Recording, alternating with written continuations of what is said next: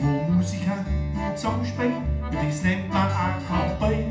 Da kann jemand das Jubel, den nennt das Ensemble.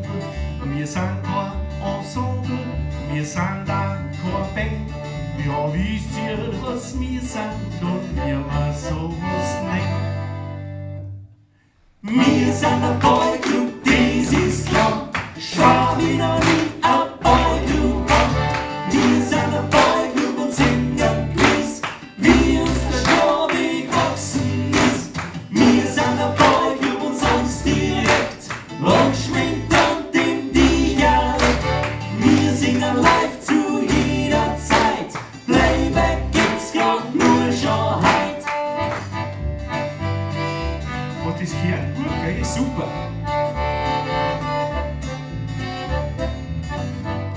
A schöne, echte Volksmusik hören wir gern jederzeit.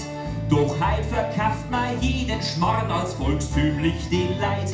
Aus volkstümlich wird meistens volkstümlich dann werden. Ja, so ein Kas mit mir nicht spielen, wir finden dies zum Lehren. Wir sind ein Boygroup, das ist klar. Schau wie noch nie ein Boygroup war. Wir sind ein Boygroup und singen gewiss, wie uns der Schnabel gewachsen ist. Wir sind ein Boygroup und sagen's direkt, ungeschminkt und im Dialekt. Wir singen live zu jeder Zeit, Playback gibt's grad nur schon heut.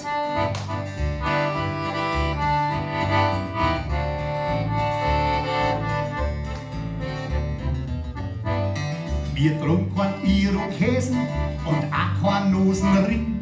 Tattoos und Rasterziffern sind auch nicht unser Ding. Die Frauen machen wir trotzdem stocknadisch mit im Nu. Dann werfen sie entzückt uns ihre Unterhöser zu. Ja, der ist hat's dran. Geh, nicht eine, hä? Das gibt's so nicht. Das haben wir auch noch nicht gehabt. Das haben wir noch nicht gehabt. Ja, was kalt ist draus.